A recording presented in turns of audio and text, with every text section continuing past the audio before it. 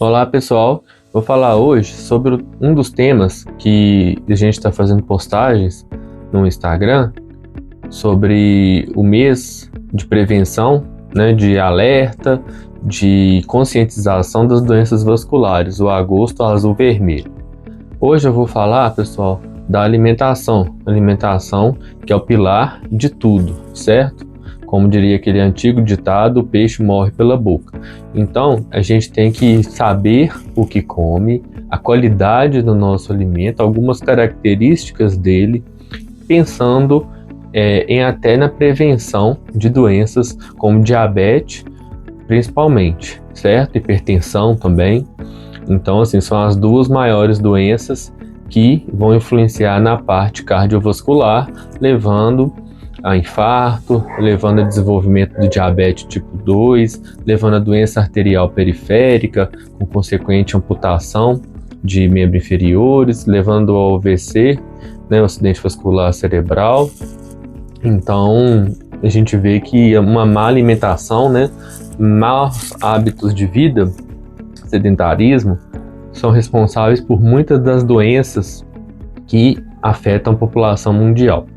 Então, assim, como a gente colocou lá na postagem, a gente deve fazer uma preferência para determinados tipos de alimento, porque eu gosto de explicar na consulta, quando o paciente vai lá na Physicians, o que é uma alimentação adequada. Porque, às vezes, eu percebo que a maioria dos profissionais de saúde, por falta de tempo, por consultas mais corridas, ou até mesmo por desconhecimento, eles só orientam alimentação adequada.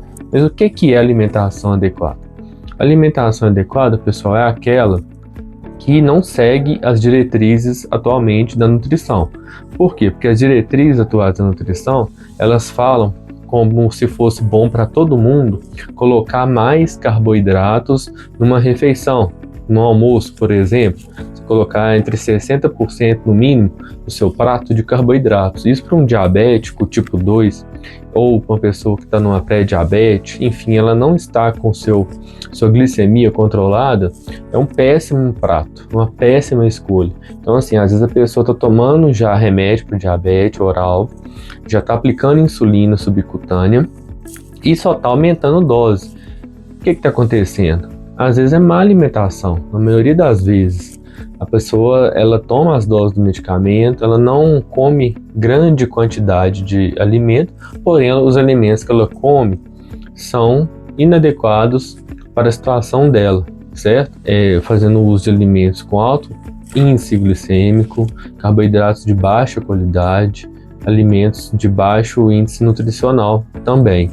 Então, o que eu oriento para pacientes que são diabéticos, tipo 2, certo? Principalmente, tipo 1 também pode seguir, mas o tipo 1 requer um acompanhamento mais de perto do endocrinologista, do nutricionista, para estar fazendo essas modificações. Então, aqui do diabético tipo 2, eu vou falar, e também para aqueles que estão pré-diabéticos, estão, enfim, com obesidade e desejam, né, além do controle glicêmico, um controle de peso. Dá preferência para as proteínas, pessoal, principalmente as proteínas animais, que a proteína animal ela é uma proteína completa, ela tem todas as cadeias de aminoácidos, é um índice nutricional muito elevado. Então, isso para o diabético é muito bom. E reduzir os carboidratos, principalmente carboidratos que são fabricados, certo? Pães, integral também, para o diabético não é bom, porque se você for olhar a tabela nutricional da maioria dos pães integrais, o primeiro ingrediente é o açúcar, fibra vai ser um pouquinho, vai ser um dos últimos ingredientes, então não justifica uma pessoa que tem a glicemia que não está controlada, uma hemoglobina glicada descontrolada, elevada, fazer uso de pães, bolos, essas que a gente fala quitandas, certo? Esses itens que constam na padaria. Então a preferência vai ser a pessoa ir ao sacolão e também ao açougue, certo? Tomando cuidado no caso dos carboidratos naturais para as leguminosas, né, que tem um alto índice glicêmico, então assim a pessoa pode consumir, mas deve fazer o consumo moderado. para as frutas que tem muito açúcar, né? Porque às vezes a pessoa fala assim, ah, eu vou tomar um suco natural e está nessa situação de descontrole glicêmico. Só que quando a gente faz o suco, a frutose, que é o açúcar da fruta, está altamente concentrada. Por exemplo, um suco de laranja. Você já imaginou o tanto de laranja que precisa para fazer um copo grande de 300 ml de suco de laranja? Pois é, ali vai ter muita concentração de frutose. E essa frutose, a pessoa tomando todo dia, às vezes toma de manhã, toma mal junto do almoço, depois do almoço, isso vai estar ajudando a um descontrole glicêmico, certo?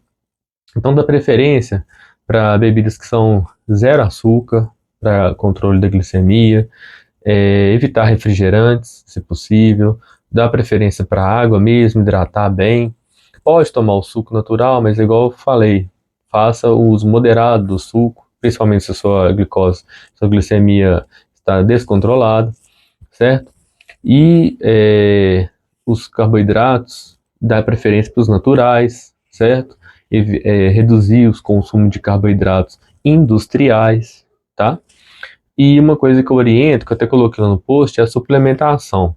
Por quê? Porque a dose de proteína diária para uma pessoa que quer fazer uma dieta baseada em proteína é muito alta, só comendo carne, só comendo ovo, né?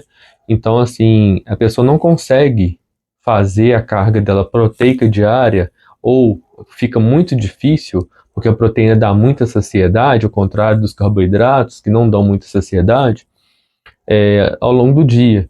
Então, para manter essa meta proteica, é interessante usar o whey. Aqui a dica que eu dou é o seguinte: independente da marca, independente do tipo, se vai ser hidrolisado ou isolado, a dica que eu dou é o seguinte: olhar, né, virar a embalagem do whey e ir lá no item carboidrato, pegar um whey de preferência com uma taxa de carboidrato baixa, porque tem whey aí variando de 12 gramas de carboidrato, 10, isso é uma taxa muito alta.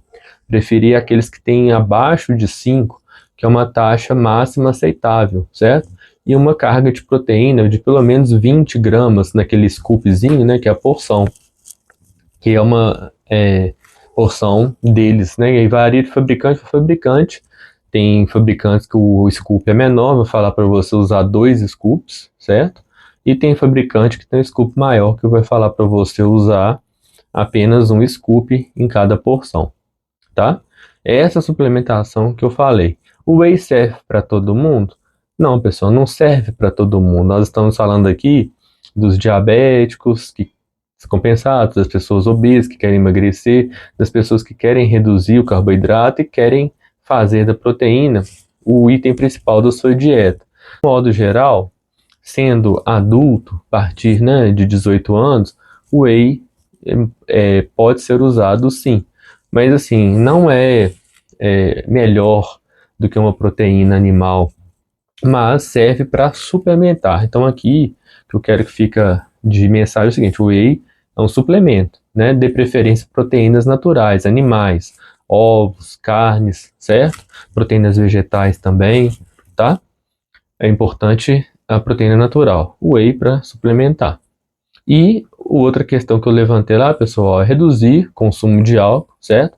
Porque o álcool é uma substância que não traz benefício nenhum para o organismo, tá? Aqueles estudos que falam do vinho, dos fenóis e tal, são estudos bem controversos, que não se chega a uma conclusão definitiva, mas a pessoa que tem, principalmente, já está usando insulina, ela deve evitar o uso de álcool, porque o álcool vai atacar o pâncreas, e o pâncreas dela já está produzindo pouca insulina, já está chegando até no esgotamento, não vai produzir mais. Então essas pessoas devem evitar o consumo de álcool, tá? Outra orientação que a gente deixou lá foi o quê? Foi atividade física. Atividade física é fundamental, pessoal. É lógico que vai variar o tipo de atividade para a idade da pessoa, para as limitações que ela tem. Às vezes tem limitações ortopédicas, limitações cardiológicas, a pessoa é coronariana, não pode fazer determinado esforço. Isso vai depender de casa a casa. Aqui eu não vou indicar uma determinada atividade física. Eu vou indicar atividade física dentro da limitação de cada um, né, na sua individualidade, e com o que a OMS, a Organização Mundial de Saúde, preconiza: 150 minutos de atividades por semana, certo? Moderada de intensidade, certo? Então, 150 minutos por semana, a pessoa divide da maneira que conseguir. O importante é fazer atividade física. Atividade física, além de melhorar a parte cardiovascular, melhorar a circulação, ela também tem a parte da psicológica, né, de alívio de ansiedade. Tem estudos mostrando pacientes que fazem atividade, que não fazem, que eles têm bem menos, a taxa de ansiedade deles é bem menor, então tem essa parte também, certo? Então, pessoal, para não ficar um vídeo muito longo, eu vou encerrando por aqui. Vamos fazer outros de acordo com os temas que a gente for falar. Deixe seu comentário aqui no nosso canal, né, desse vídeo. Compartilhe para quem você achar que deva saber desse tema, que está precisando de ouvir essas orientações. E siga nosso canal e dê o curtir também, que é muito importante para o nosso canal, tá bom? Um abraço a todos, fiquem com Deus e até o próximo vídeo.